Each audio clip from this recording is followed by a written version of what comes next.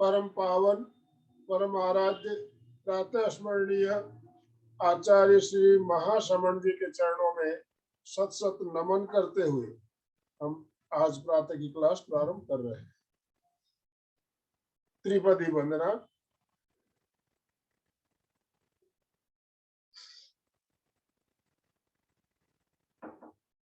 वंदे अरहं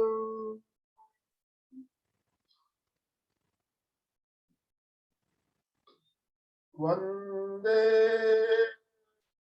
गुरुवरं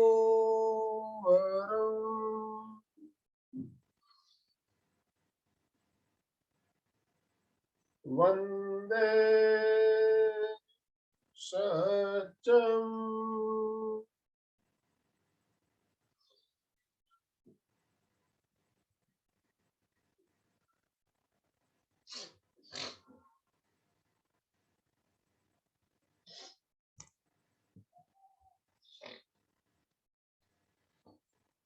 सभी साधक साधिकाओं को जय जिनेन्द्र।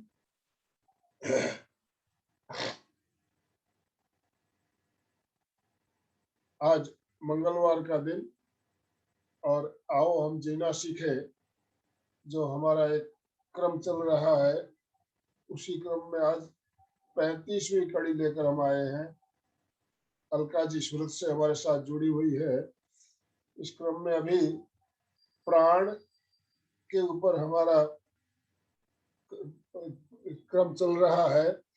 प्राण क्या, प्राण कितने प्रकार के और प्राण को हम कैसे ज्यादा से ज्यादा एक्टिव रख सकते हैं, हमारे अंदर प्राण शक्ति को हम कैसे ज्यादा से ज्यादा एक्टिव, इसके ऊपर हम चर्चा कई हफ्तों से, पिछले 3-4 हफ्तों से कर रहे हैं। आज इसी क्रम में और आगे नई जानकारी लेकर हमारे साथ अलका जी जुड़ रही है। मैं अलका जी से निवेदन करता हूँ, अलका जी आप अपने आप को अनम्यूट कर लें। आप सादर आमंत्रित है आज का सेशन प्रारंभ करने के लिए। अलका जी साखला, सब अपना जय चालू कर लें। जय जिनेन्द्र सबको। जय जिनेन्द्र, जय जिनेन्द्र। यस, स्माइल के साथ ओपन करिए। रजत मनियार पहले से जुड़े, परंतु हमारे साथी जुड़े जल्दी, परंतु अभी वीडियो ऑन नहीं है। सरला जी जैन, हो सके उतने अपने वीडियो ऑन करना। कंचन जी जैन, मंजू जी शायद सामायिक में होंगे। जो सामायिक में होंगे उनकी कोई बात नहीं है, बाकी लोग प्लीज ट्राई करिए। Thank you Kanchan ji. Smile के साथ, yes smile. Sarla ji smile. आपके बैकग्राउंड में लाइट है, आपके चेहरे पे लाइट नहीं है सरला जी। संगीता जी बहुत अच्छा, वेलकम वेलकम सबको। पहले सबसे पहले yes we are the best in the world, we are the top in the world, we are the top. Yes, मैं स्वस्थ रहूंगा हमेशा। मैं हमें, हाँ राइट राइट ठीक है, हम हमेशा स्वस्थ रहेंगे। मेरे शरीर के कण में आप जानते हैं स्वास्थ्य का संचार हो रहा है। तो ये संचार कैसे करना है उसको देखने के लिए चलिए शुरुआत करते हैं। चाहे वो चेयर पे हो, चाहे वो सोफा पे हो, रीढ़ की हड्डी सीधी करें। सबसे इम्पोर्टेंट, रीढ़ की हड्डी किसी भी स्थिति में हो, चाहे वज्रासन, चाहे सहजासन, कुर्सी हो, सोफा हो, बस पहला सबसे पहले झुक के मत बैठे। सबसे पहले रीढ़ की हड्डी सीधे, एकदम टट्टार बोलते, गुजराती में टट्टार बोलते हैं। तो एकदम सबको बढ़िया तरीके से सीधा, आंखें कोमलता से बंद, चेहरा शांत,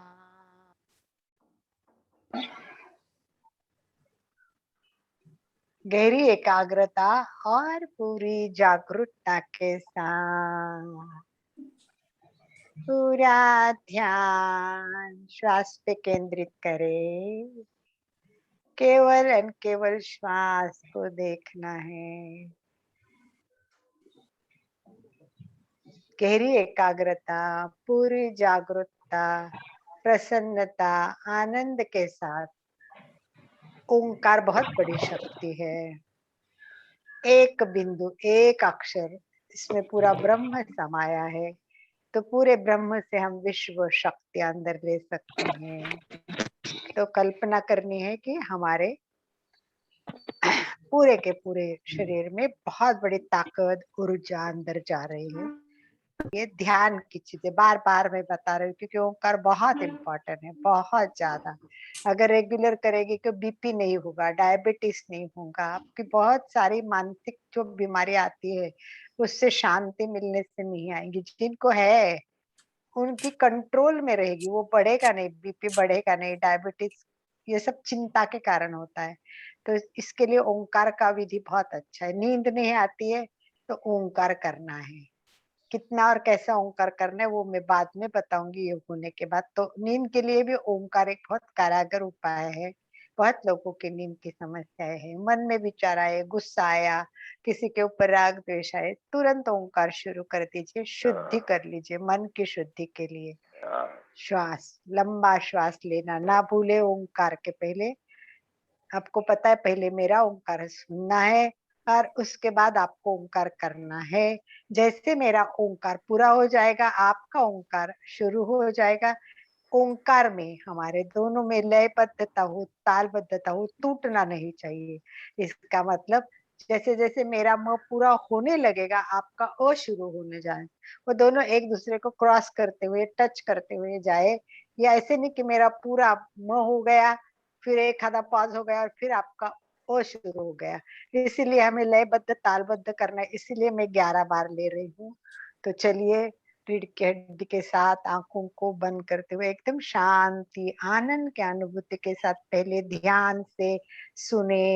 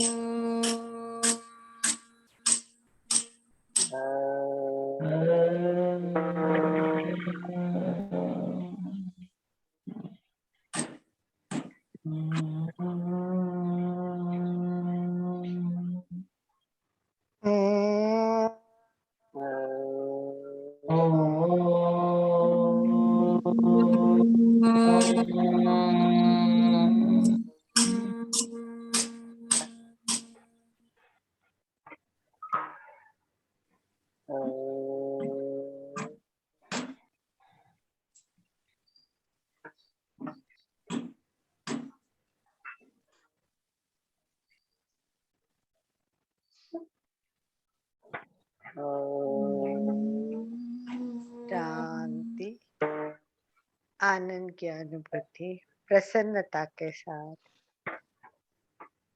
प्रार्थना के लिए तैयार। एक एक लाइन बोलती हूँ, बिल्कुल मेरे पीछे स्वरबद्ध, सबकी भी एकबद्धता होनी चाहिए, सबका एक जैसा ही आना चाहिए। ओंकार बिंदु संयुक्तम, ओंकार बिंदु संयुक्तम, नित्यं ध्यायन्ति योगिनः, नित्यं ध्यायन्ति योगिनः, कामदं मोक्षदं चैव, कामदं मोक्षदं चैव, ओंकाराय नमो नमः, ओंकाराय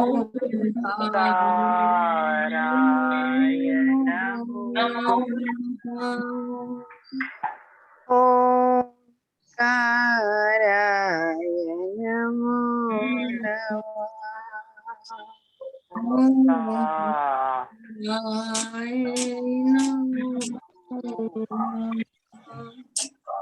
ओंकाराय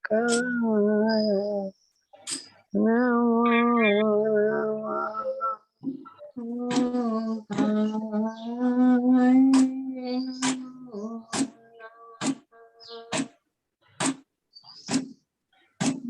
सभी गुरु वंदना एक साथ करेंगे। गुरुर ब्रह्मा गुरुर विष्णु गुरुर्देवो महेश्वराः, गुरु साक्षात् परब्रह्म तस्मै श्री गुरवे नमः, गुरवे नमः, गुरवे नमः।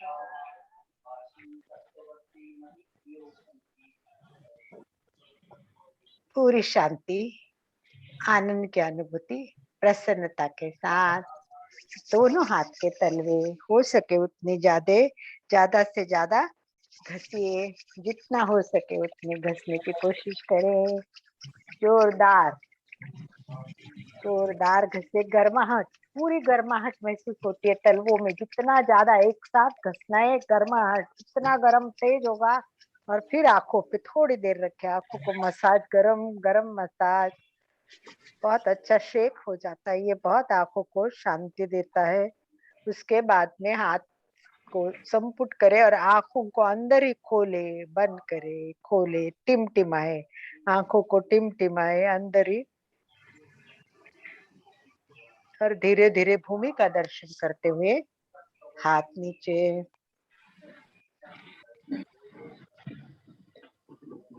चलिए आगे चलते हैं अपने क्लास में। तो आज मैं क्लास की शुरुआत क्वेश्चन आंसर से नहीं करते हुए एक काम करेंगे हम, कि हम लोग पूरी की पूरी नई चीजें आज जानेंगे, कुछ नई चीजें और पुराने, उसका मिक्सर करेंगे। सबसे पहले वही होता है, जैसे ओंकार इम्पोर्टेंट है वैसे आरंभ ध्वनि भी बहुत इम्पोर्टेंट है और महाप्राण ध्वनि भी बहुत इम्पोर्टेंट। तो आज महाप्राण ध्वनि हम करते हैं। आप बोलेंगे हम महाप्राण ध्वनि तो जानते हैं, करते हैं। तो चलिए मैं पहला प्रश्न पूछती हूँ कि महाप्राण ध्वनि कितने प्रकार से किया जाता है? कितने प्रकार से हम महाप्राण ध्वनि अलग अलग प्रकार से करते हैं या कैसा करते हैं? ये नया पॉइंट सिखा रही हूँ, नोटबुक में नहीं मिलेगा, तो बुक में मत देखिए अभी। मेरी तरफ देखिए सरला जी, ये तो नोटबुक में नहीं, ये नई चीज बता रही हूँ। तो बताइए, प्रश्न पूछूंगी उसके लिए तो नोटबुक में देखोगे, उससे अच्छा है मन में नोट कीजिए। बहुत बढ़िया। तो आज बताइए मुझे कि ओंकार महाप्राण ध्वनि हम कितने प्रकार, क्योंकि प्राण शक्ति बढ़ानी है तो ये सब ओंकार और हम ये सब ध्वनि करने चाहिए। तो महाप्राण ध्वनि फटाफट, टाइम वेस्ट नहीं करना है, जल्दी बता सकते तो बता दो, नहीं तो मैं खुद बता दूंगी। हाँ, दो प्रकार को कौन से बताइए? एक तो ए वाला ब्राह्मरी, राइट, और दूसरा साधा। बहुत परफेक्ट, वाह, वही है। फटाफट फटाफट दिमाग में होता है तो फटाफट आ जाता है। चलो एक बार सुचिता के लिए वापस, ओम अरहम, ओम अरहम सुचिता जी, बहुत बढ़िया बहुत बढ़िया। हमेशा क्लास में सुचिता को जो ना फर्स्ट नहीं आना चाहिए, सभी भी फर्स्ट आने के प्रयत्न कीजिए। ठीक है, एक और प्रकार में आज आपको नया सिखाऊंगी, वो दोनों तो हमें करनी ही है आज, दोनों प्रकार से हम करके देखेंगे। एक नया प्रकार और बताती हूँ। महाप्राण ध्वनि का मूल अर्थ भी ऐसा है कि एक फूल होता है, उसको भ्रामरी बोलते हैं, भ्रामरी एक फूल होता है, और फूल के बाजू में भ्रमर राउंड लगाता रहता है, राउंड लगाता रहता है, तो जो एक आवाज आती है उसकी गुंजन बोलते हैं। ये गुंजन को भ्रामरी कहते हैं, यानी ये भ्रमर की आवाज है, भ्रमर की आवाज है। तो इसमें हम श्वास लेते हैं ना, तो आवाज नहीं करते, राइट? पूरा श्वास होने के बाद हम आवाज करते हैं। अब हम आज श्वास लेते समय भी आवाज करेंगे, ये आज नया सीखेंगे। इसमें क्या बोलते हैं कि एक नर होता है, एक नारी मादी होती है। तो जो हम आवाज कर रहे हैं वो नर की आवाज है, यानी भ्रमर की आवाज है। अब जो उसकी मादी होती है उसकी आवाज कैसे आती है? जो हम श्वास लेते समय वो आवाज आएगी। तो इससे क्या होता है, जैसे हम उज्जाई प्राणायाम करते हैं ना, वैसे इसमें घर्षण बहुत होता है, गले में खींच के आवाज ध्वनि जाती है। तो ये हमारे विशुद्धि केंद्र के लिए, थायराइड, पैराथायराइड ग्रंथियों के लिए बहुत अच्छी मसाज देता है। कुछ लोग उज्जाई प्राणायाम नहीं करते, बहुत लोगों को देखा मैंने, उज्जाई प्राणायाम कम लोग करते क्योंकि वो समझ में नहीं आता है। और हम तो परफेक्ट करेंगे और परफेक्ट सीखेंगे। जैसे हमारा प्राणायाम का सीरियल शुरू होगा, हम परफेक्ट जानेंगे कि उज्जाई क्या है। लोगों की उज्जाई की आवाज में बहुत सारी प्रॉब्लम्स होती है, तो उसी आवाज के समझ लो ये अपनी रिहर्सल है, ये हमारी तैयारी है, पूर्व तैयारी। ये अच्छा होगा तो हमारी उज्जाई भी अच्छी होगी। तो एक बार मैं करके दिखाती हूँ, फिर उसके बाद आप लोग करेंगे, ठीक है? चलो एक बार क्या करेंगे हम, पहले 5 बार सादा महाप्राण ध्वनि करेंगे, 5 बार आंखों में रख के हम महाप्राण ध्वनि करेंगे। वो मैं सूचना दूंगी तो आप वैसे करना है। तो चलिए हम फिर वापस 11 बार। आज थोड़ा ध्वनि का अभ्यास इसलिए करना है कि ये प्राण बढ़ाने के लिए बहुत उपयोगी है। तो चलिए सीधे बैठे, वैसे जिस स्थिति में आप पहले बैठे थे, रीढ़ की हड्डी सीधी, हाथ की कोई भी मुद्रा करे, ज्ञान मुद्रा, प्राण मुद्रा, फिर वीतराग मुद्रा, जिसमें भी कंफर्टेबल हो वैसे करे, रीढ़ की हड्डी सीधी। और हमेशा अपन करते वो महाप्राण ध्वनि करनी, यानी श्वास भरना है, होठों को बंद रखते हुए नाक से गुंजन करना है और वाइब्रेशंस अनुभव करने हैं। किसी किसी को करना है तो चाहे राइट हैंड मस्तिष्क पर रखे और मस्तिष्क के वाइब्रेशन आते के उसका अनुभव कर सकते हो। तो श्वास भरे, ये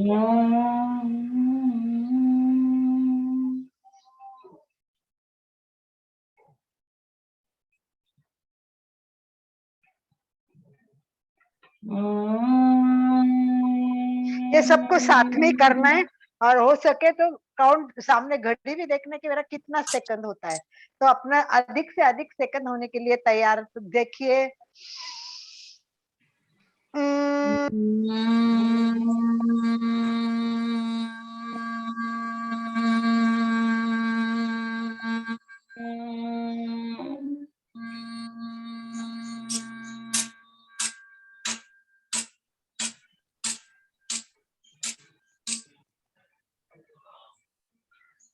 ये मेरा 20 सेकंड का हुआ। अगर आप मेरे इतना कर सकते हो, इसका मतलब आप 20 सेकंड तक महाप्राण ध्वनि कर रहे। फिर आपका कम हो गया तो आप अपने घर में रोज प्रैक्टिस कीजिए। और कितने होते, 10 सेकंड होता है तो 12 सेकंड करना है, इस तरह ध्येय करते हुए। और अभी 3 महाप्राण ध्वनि बिना कुछ सूचना के करना है, एक साथ सबको करना है। लंबी गहरी सांस भरे,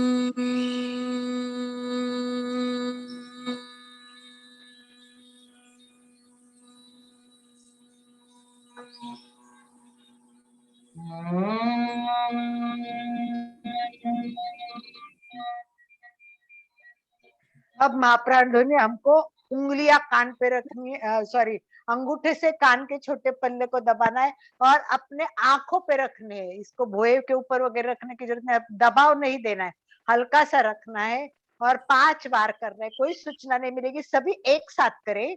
लंबी जितनी गहरी सांस लेंगे उतना अच्छा होगा। ओठ पूरे बंद रखिए, श्वास भरे,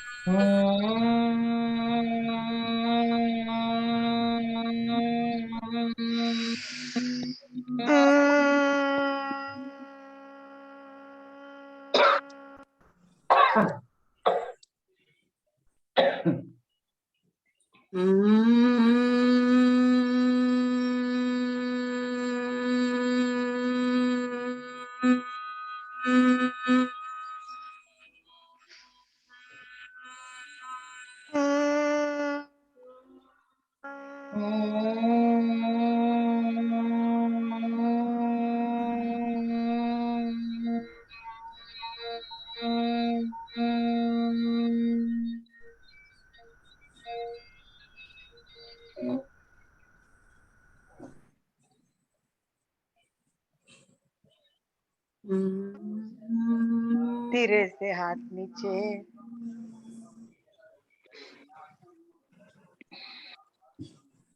बहुत शांति, बहुत आनंद।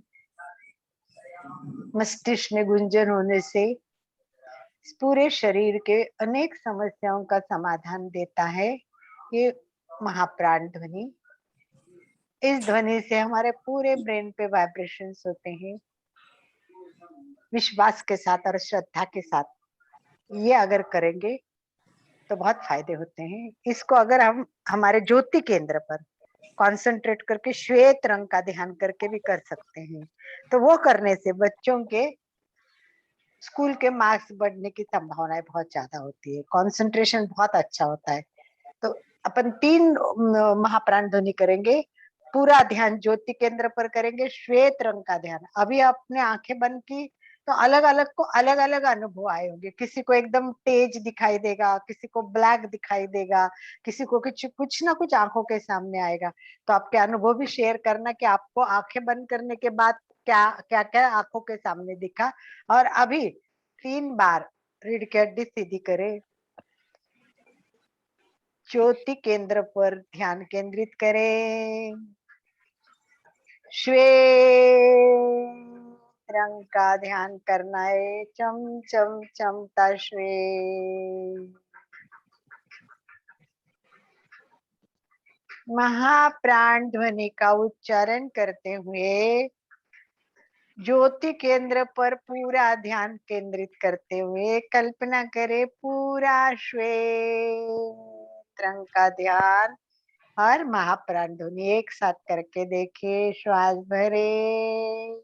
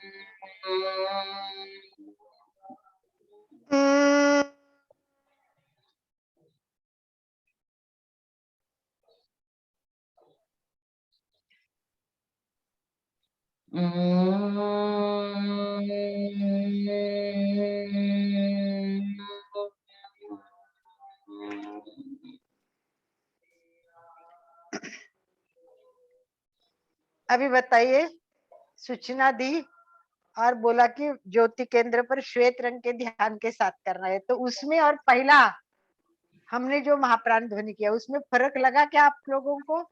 यस मैम, लगा ना, एक ही जगह पे केंद्रित हो गया। पहले वाला था तो ऐसे सरला जी, पहला महाप्राण ध्वनि किया और उसमें कोई सूचना नहीं थी कि साधारण मस्तिष्क पे हाथ रख कीजिए। फिर अभी दूसरा बोला कि ज्योति केंद्र पर श्वेत रंग के ध्यान के साथ कीजिए, तो उसमें फर्क लगा आप लोगों को? हाँ, पहले में तो मेरे को कुछ ये नहीं हुआ, ध्यान नहीं, कुछ दिखाई आवाज नहीं। नहीं आ रही सरला जी, आवाज नहीं आ रही आपकी। सरला जी ने अनम्यूट तो किया है पर आवाज नहीं आ रही। आवाज नहीं आ रही, आवाज नहीं आ रही। आई क्या? पता नहीं, आपका शायद डिवाइस में दिखा नहीं रहा है, वॉइस का डिवाइस नहीं दिखा रहा है आपका। आ रही है चलिए, मैम, तब तक कोई दूसरा साहब बोलिए। संगीता जी अपने आप को अनम्यूट कीजिए। हाँ, अभी अनम्यूट कीजिए। संगीता हाँ, बोल रही है। संगीता की भी हाँ। आवाज नहीं आ रही। आनंद भाई जी, क्या बात है, इन लोगों को म्यूट तो है नहीं है, अनम्यूट तो है, परंतु संगीता जी की भी आवाज नहीं आ रही है। सुचिता जी, आपकी आवाज आती है क्या? देखिए। जय जिनेन्द्र जी, आई अरे आवाज? हाँ, आवाज आ रही है आपको, शायद मेरी गलती है। ठीक है, आई क्या? हाँ, मैंने वो स्पीकर का वो निकाला था ना कान में उंगली डालने के लिए, सॉरी। हाँ, सरला जी बोलिए, सरला जी, सॉरी। पहले इसमें मेरे को कुछ नहीं दिखा, एकदम ब्लाइंड था। फिर बाद में ये किया ना आपने, भ्रामरी, भ्रामरी नहीं क्या, महाप्राण ध्वनि भाई। महाप्राण ध्वनि, तो उसमें लाइट दिखा व्हाइट। और वाह, वेरी यहाँ, गुड। हाँ, अच्छा लगा। संगीता जी, आपको क्या लगा? अनम्यूट करके मेरे बात को कीजिए। स्टार्टिंग में व्हाइट लाइट दिखना बोल के आप बोले, जब वो ध्यान था लाइट देखना बोल के, फिर बाद में तो मेरे को ब्लैक ब्लैक ही और कुछ ऐसा नहीं लगा। ठीक है, परंतु इसमें कंसंट्रेशन है। सुचिता जी, यस बताना है, बोलिए। पहले तो हमारा लक्ष्य केंद्रित नहीं था, सिर्फ भ्रामरी कर रहे थे। बाद में जब भी ज्योति केंद्र एक लक्ष्य रहता है, वो लक्ष्य था ज्योति केंद्र, तो वहां पे व्हाइट दिख रहा था, सिर्फ वहां Exactly भी वही। लक्ष्य केंद्रित था। वही होता है, उतना कंसंट्रेशन जितना ज्यादा अच्छा। ये जो हमारा प्रत्याहार है, ये 5 इंद्रिय है। अभी वो देखते हैं तो और सोचते हैं, आंख बंद करते हैं तो भी लाइट पड़ता है कुछ ना कुछ, परंतु जैसे हम एक पर फोकस हो गए तो उसका परिणाम आता है। चलिए आगे चलते हैं। हम श्वास लेते समय आवाज करेंगे, आज देखते हैं, अलग अनुभव करेंगे। कुछ लोगों की आवाज बिल्कुल नहीं आती है, जमती नहीं है, लोग बहुत थक जाते हैं, क्योंकि हमने अनुभव बहुत किया है। बोलते हैं श्वास लेते टाइम आवाज आती नहीं, इसीलिए उज्जयी प्राणायाम सही नहीं होता है। तो देखिए, यहाँ मैं करके दिखाती हूँ, एक बार आप मेरी आवाज सुन लीजिए। श्वास लेते समय और छोड़ते समय दोनों करूंगी मैं, देखिए।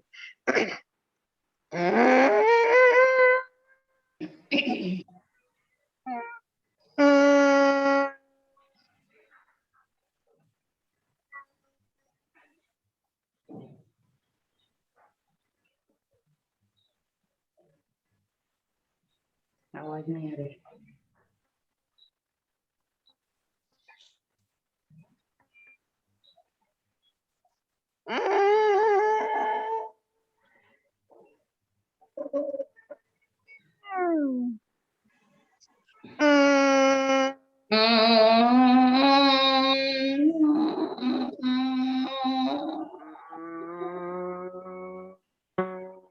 यस करना है, मैं सूचना देती हूँ, तब आप सब तैयार रहिए।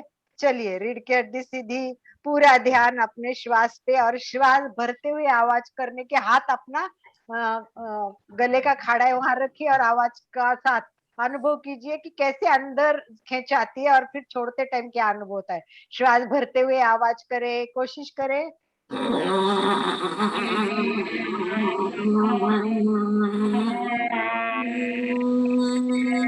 अनम्यूट रख सकते हैं संगीता जी, अनम्यूट रख सकते हो अपने आप को, ताकि पता चले। मनोज, अनम्यूट रख सकते हैं, आज मनोज जोड़ी से बैठेंगे।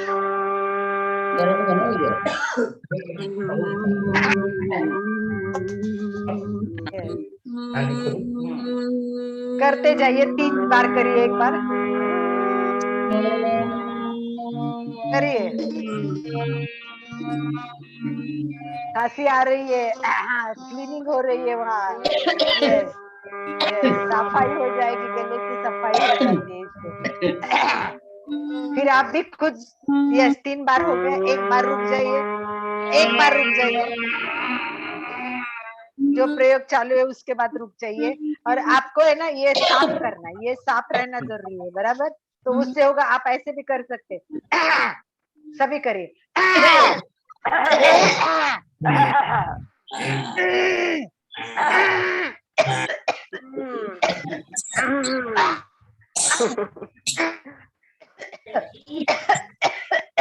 अब क्लीन होने के बाद वापस करिए 3 बार।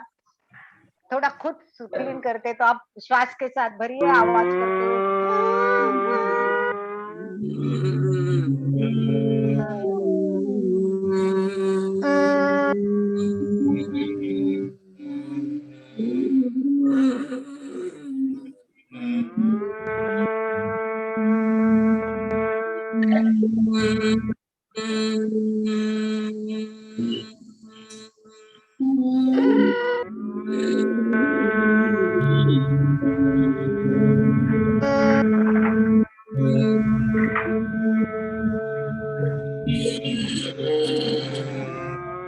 एक बार लास्ट।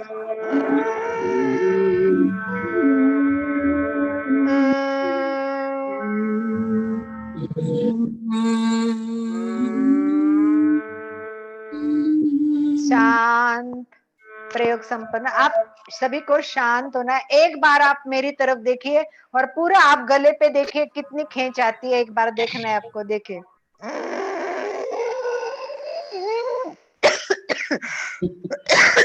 जैसे खींचते जाएगा ना सब नाड़ दिखेगी आपके। देखिए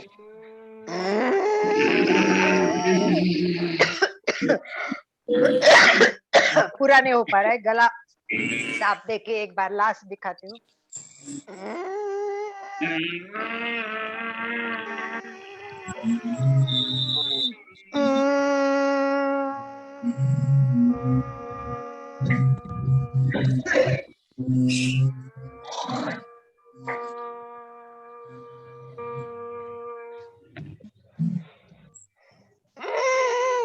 आपको यह अनुभव करना, आईने में देखना, अपने आप को प्रैक्टिस करेंगे तब पूरे गले में एकदम सारी नाड़ें खिंचती हुई दिखनी चाहिए। चलिए बहुत अच्छा, आज नया प्रयोग। I think you enjoyed that. अच्छा लगा होगा। इसका फायदा भी बहुत अधिक है। इससे गले की खराश और क्लीनिंग अच्छी होती है। और बाद में भी कभी भी आपको ऐसे ना इस तरह अपने गले की क्लीनिंग करते जाइए। जलनेती करते सबसे बेस्ट होता है। परंतु चलिए अभी 2-4 मिनट हम केवल प्राण प्राण पे बात करेंगे। समय कम है हमारे पास, बराबर है। तो हमें बहुत कुछ मतलब बताना था आज मुझे। वैज्ञानिक पक्ष वगैरह इतना समय कम है तो मैं थोड़ा शॉर्ट में बताती हूँ। तब तक आपको पिछले प्रश्न भी पूछने वाली हूँ, कितना क्लियर है। तो ये प्राण है तो मैंने आपको बताया ये संपूर्ण आकाश में फैला हुआ है, इतना तो आपको पूरा याद होगा। ये जैन के अनुसार क्या है वो मैंने सब बताया। अभी मैं नहीं बताऊंगी कि ये प्राण के 2 रूप है, ये मैं बता रही हूँ आज। प्राण के कितने रूप है? 2 रूप है। आप बता सकते हो कोई कौन से प्राण के 2 रूप हो सकते हैं? 5 प्राण तो पंच प्राण तो सिखाया, आज मैं बात कर रही हूँ प्राण जो हम करते तो वो 2 रूप के होते। कौन से हो सकते? कल्पना कीजिए। यस आनंद भाई जी।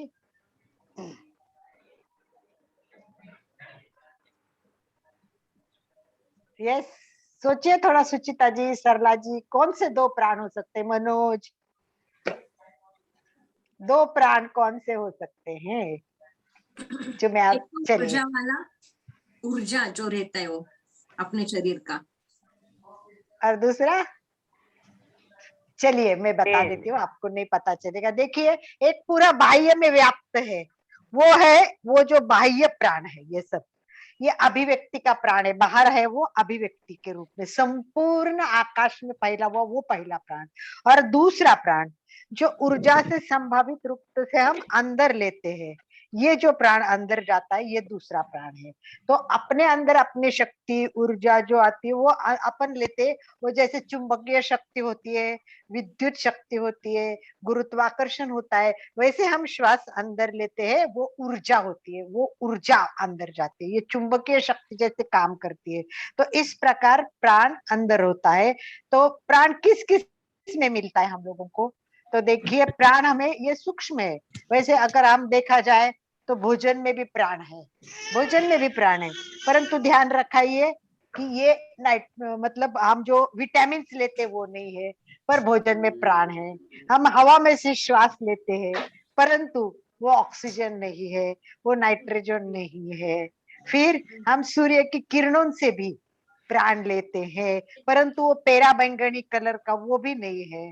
फिर क्यों कर रहा है? तो ये किसी को घर में बात करनी है तो अपने आप को अनम्यूट कीजिए, म्यूट कीजिए और बात कीजिए। तो ये बाह्य प्राण है और अंदर प्राण है। तो 2 प्राण, बाहर का आकाश का फैला हुआ अपन ने लिया हुआ, और अंदर हमें प्राण भोजन से भी मिलता है, श्वास लेने से भी मिलता है, फिर हमको सूर्य की किरणों से भी मिलता है, पानी पीते उससे भी मिलता है, परंतु वो बहुत डिफरेंट है। ये हमारे आंतरिक प्राण के अनेक स्रोत है, अलग अलग स्रोत है हमारे।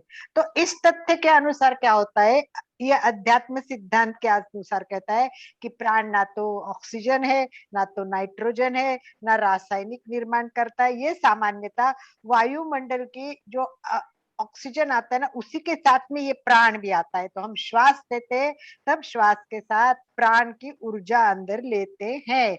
इसमें बहुत डीप में है, डिटेल में उतना हमें जाने की जरूरत नहीं है, परंतु इतना ध्यान रखिए कि प्राण जितना अधिक अच्छा श्वास लेंगे, दीर्घ श्वास करेंगे, भरपूर प्राण लेंगे, तो उतनी सक्रियता, ताजगी और हम प्राणवान बनेंगे। और ध्यान रखिए, जिसका शरीर स्वस्थ है, समझ लीजिए उसके शरीर में प्राण का प्रवाह निरंतर और अच्छा बह रहा है। जिनका शरीर स्वस्थ होगा, ध्यान से सुनिए, उसमें प्राण अच्छी तरह निरंतर बहता रहता है, जैसे बहता पानी निर्मल। जैसे बहता पानी निर्मल, वैसे हमारा स्वस्थ शरीर। और जितने आप अस्वस्थ होंगे, जितने आप अस्वस्थ होंगे, इतना प्राण का जो परिमण है, उर्स है, वो अवरुद्ध हो जाएगा। श्वास ना अच्छी तरह से प्राण अंदर आएगा, ना वो बाहर जाएगा। तो इस प्रकार ये जो अभिव्यक्ति स्थित प्राण है, ये दोनों अलग अलग प्राण मैंने आपको बताया है कि प्राण को विद्युत शक्ति कहते हैं। तो हम अगर प्राण को नहीं समझेंगे तो समझ लो अध्यात्म का दरवाजा नहीं खुलेगा। अध्यात्म साधना में हमें अलग आगे बढ़ना है, तो ये महत्वपूर्ण पहलू है कि हमें प्राण को समझना ही पड़ेगा। जब तक प्राण नहीं समझोगे, समझ लो आप अध्यात्म में प्रगति नहीं करेंगे। तो अध्यात्म के गहराइयों में प्रवेश करने के लिए प्राण को जानना, समझना और लेने का प्रक्रिया करना बहुत आवश्यक है। इसीलिए प्रबल प्राण शक्ति का एक सहारा होता है। इस प्रकार हमने जान लिया कि प्राण का कितना इम्पोर्टेंट है। थोड़ा सा वैज्ञानिक स्वरूप भी हमने देख लिया इसका, कि ये दो रूप में होता है। जो बाह्य होता है उसको क्या बोलते हैं, ये मैंने बताया है। और ये विश्व में प्रत्येक पदार्थ, कोई भी पदार्थ लो, उसमें प्राण अभिव्यक्त होता ही है, अभिव्यक्त होता ही है। अभी आधुनिक न्यूक्लियर भौतिक शास्त्र, न्यूक्लियर फिजिक्स बोलते हैं, उनका भी यही कहना है कि संसार के प्रत्येक वस्तु में ऊर्जा संगठित है, चाहे वो कोई भी हो। तो इस प्रकार ये प्राण की ऊर्जा है, और ये प्राण की ऊर्जा मैक्सिमम आती है वो दीर्घ श्वास से आती है। तो चलिए, आइए हम आज दीर्घ श्वास का प्रयोग करते हैं, और नेक्स्ट टाइम हम करेंगे अंतर यात्रा। अंतर यात्रा से क्या होता है, ये जो हमारी नीचे शक्ति केंद्र है, वहां से ये जो ज्ञान केंद्र है, इसमें हम जब ऊर्जा ऊपर लेते हैं, तो ये प्राण शक्ति बहुत अच्छी तरह से हमारे शरीर में काम करती है। और इसके लिए हमें अंतर यात्रा करना बहुत जरूरी है। अपने शरीर में शक्ति, प्राण जो है ना, वो प्राण शक्ति वहां नीचे रहती है। ये अगर हम उसको वही रखा तो हमारी प्राण शक्ति पर हमारा नियंत्रण नहीं रहेगा। परंतु अगर हमें ना वो शुद्ध हो सकती है, नीचे रहेगी, वो सब शुद्ध नहीं रहेगी।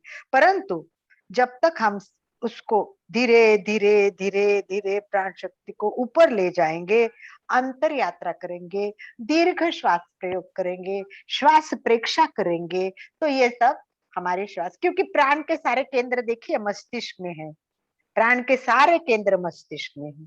और प्राण धारा है ना, वो एक तो बाह्य मार्ग है और एक भीतरी मार्ग है।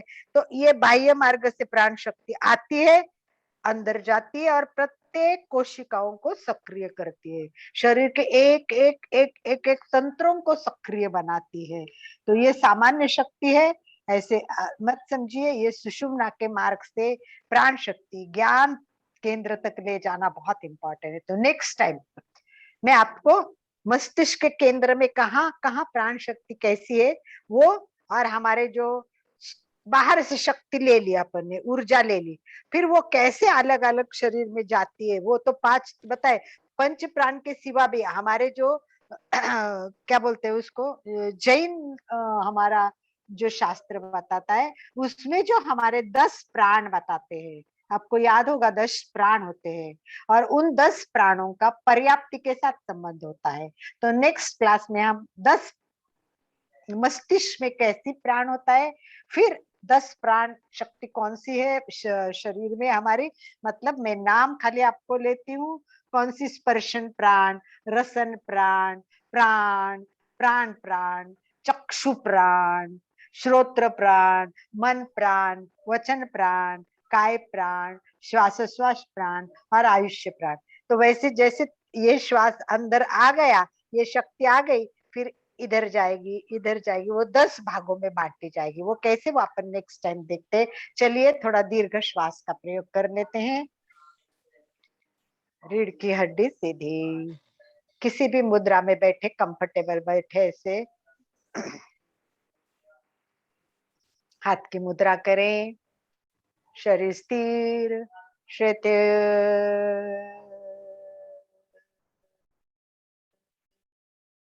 तनाव मुक्त करें। प्रतिमा के भांति स्थिर अडोल, कोई हलन चलन ना करे। कोशिश करे कोई विचार मन में ना आए, आते हैं तो दृष्टा भाव से देखे, उनके ओर ध्यान न दे, केवल श्वास और में पूरा ध्यान श्वास पे केंद्रित करे। एक साथ सभी करेंगे। जैसे लंबा श्वास भरना है तो जिसकी जितनी कैपेसिटी वो उतना भरे, और हो सके तो हर टाइम काउंट रखना कोशिश करे मंत्रों में या अंकों में, ताकि आपको बढ़ रही कि नहीं है दीर्घ श्वास की क्रिया, वो समझ में आएगा। तो जितना श्वास लेने में लगे कोशिश करे उतना समय छोड़ने में लगे। श्वास लयबद्ध और समताल हो, अर्थात पहली बार आप जितना श्वास लेंगे और छोड़ेंगे हर टाइम कोशिश करे उतना ही करे। पूरा ध्यान नाभि पे केंद्रित हो। श्वास ले तब पेट फूले और श्वास छोड़े तब तो निचोड़े। तो फूलने और पेट के सिकुड़ने के दोनों प्रयोग के साथ दीर्घ श्वास का प्रयोग करना है। श्वास भरे,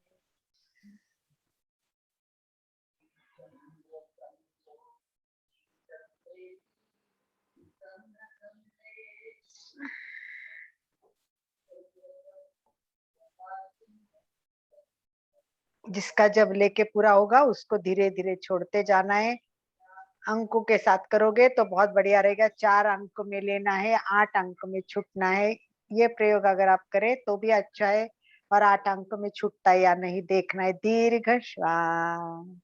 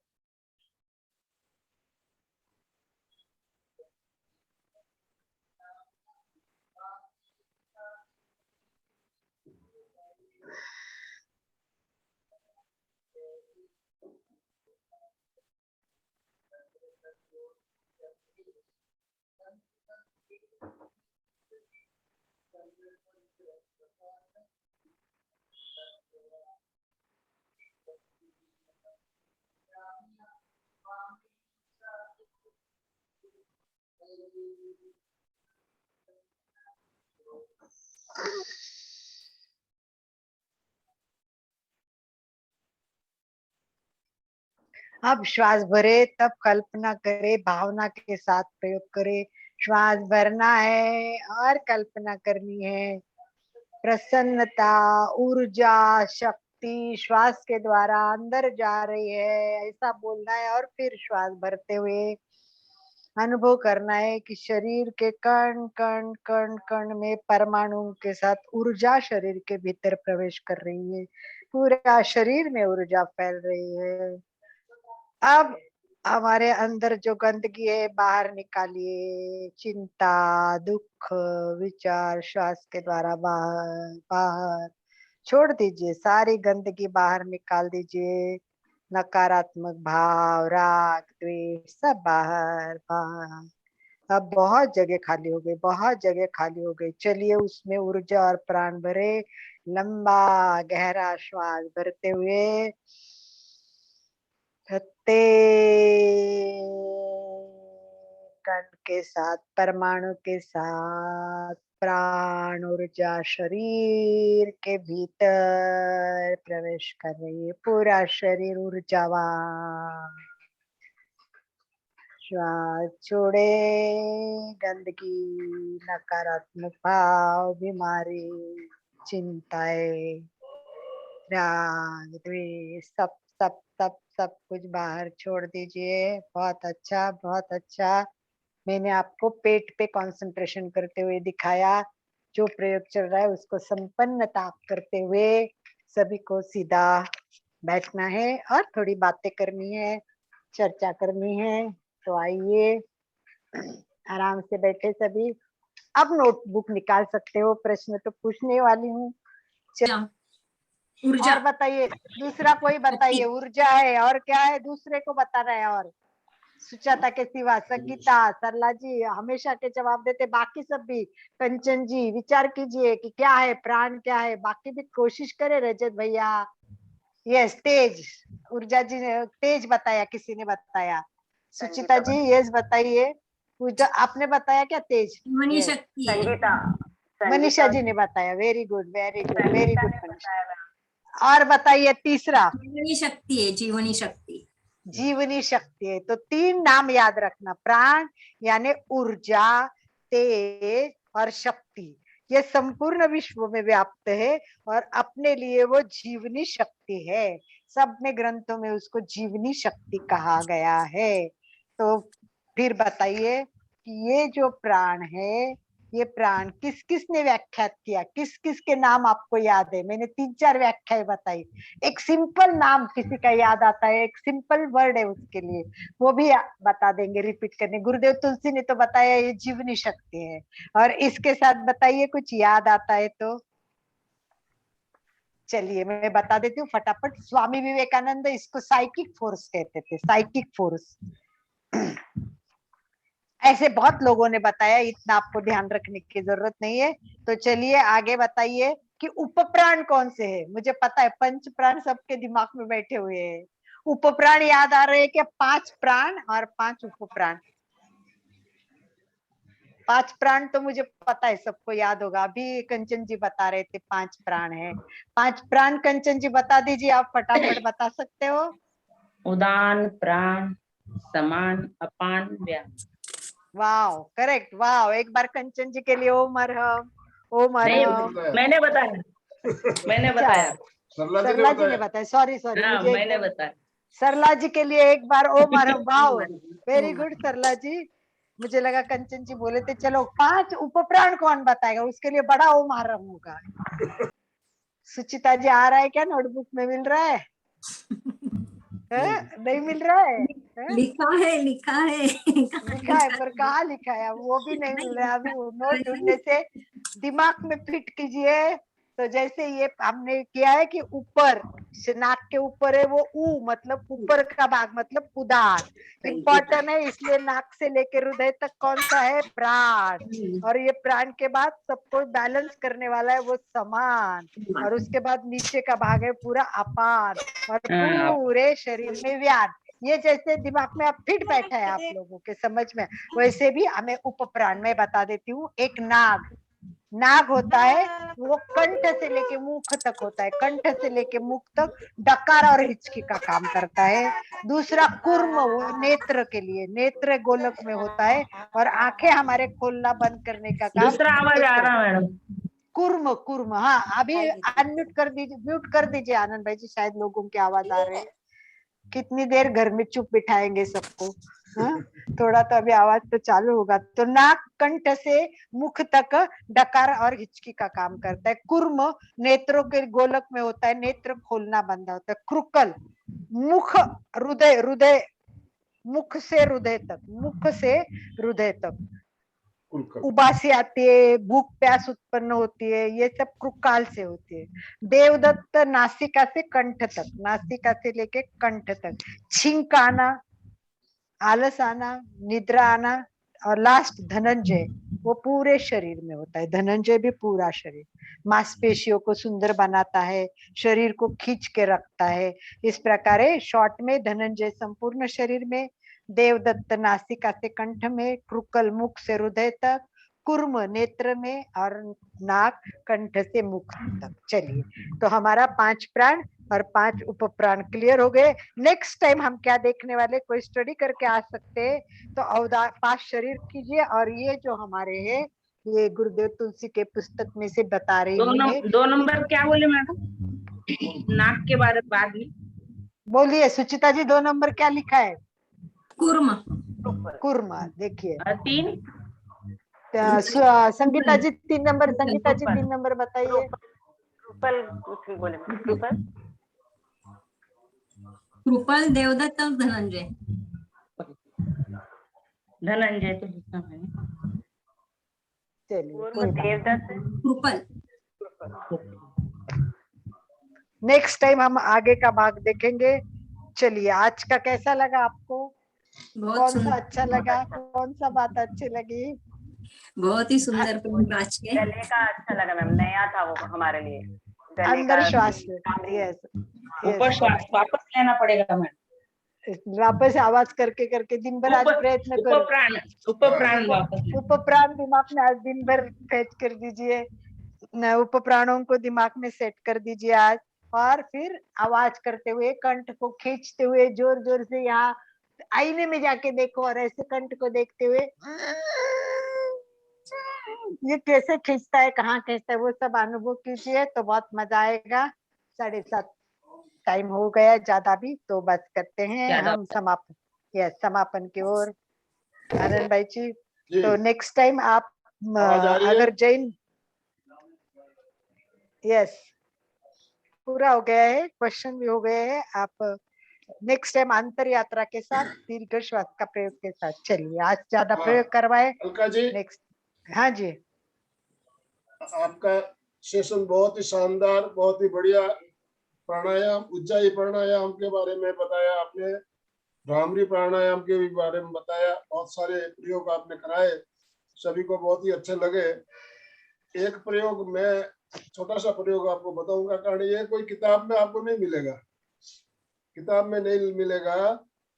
हमारे थायराइड के लिए मैंने प्रयोग किया, मेरे को अच्छा लगा। मैंने छोटे छोटे बच्चे खेल रहे थे, उनको देख रहा था मैं। वो लकड़ी होती है ना, लकड़ी लंबी लंबी लकड़ी लेकर दोनों पैरों के बीच में से उसको, लकड़ी को मोटर बना लिया था, मोटर के ऊपर बैठे जैसे चल रहे हैं ना, जैसे तो आवाज कर रहे थे। कैसी आवाज कर रहे थे?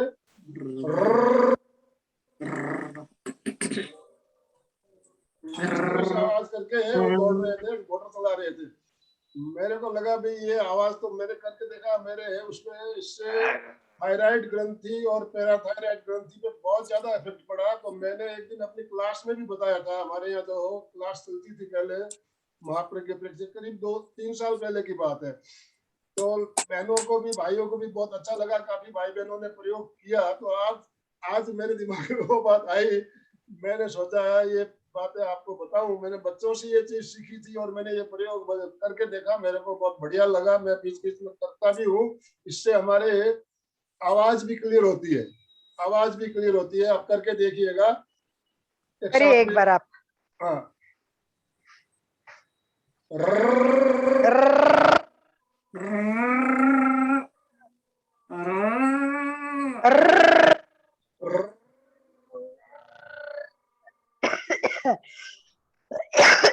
अच्छा है, थायराइड पैराथायराइड के लिए बहुत। मोटर की आवाज आ रही थी, मैंने बच्चों को देखकर ये प्रयोग सीखा और मैंने प्रयोग किया। और आपको लोगों को अभ्यास कीजिएगा घर पे, इससे तो आपको थायराइड और पैराथायराइड दोनों ग्रंथियां बहुत ज्यादा प्रभावित होती है। आप करके देखिएगा। दोनों हाथ जोड़ते हुए सीधे बैठिए। मैं चैतन्यमय हूँ, मैं चैतन्यमय हूँ, मैं आनंदमय हूँ, मैं आनंदमय हूँ, मैं शक्तिमय हूँ, मैं शक्तिमय हूँ, मेरे भीतर मेरे भीतर अनंत चैतन्य का, अनंत चैतन्य का, अनंत आनंद का, अनंत आनंद का, अनंत शक्ति का अनंत शक्ति का सागर लहरा रहा है। सागर लहरा रहा है। इसका साक्षात्कार करना ही इसका साक्षात्कार करना ही मेरे जीवन का मेरे जीवन का परम लक्ष्य है। परम लक्ष्य है। हमारा आज का ओम दिन आरम मंगलमय हो, मंगलमय हो, शांतिमय आनंदमय हो। ये शुभ भावनाओं के साथ ओम ओम आरम शांति शांति। शांति। कृतज्ञोस्मि, हम सब गुरुदेव के आभारी।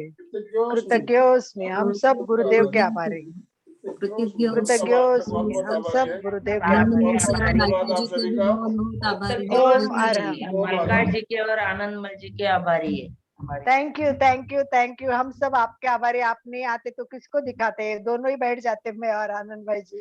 तो आप सब आए, इसलिए आप सबको भी बहुत बहुत धन्यवाद, बहुत बहुत धन्यवाद। ओम आज आरम। बहुत बारिश है नासिक में ना।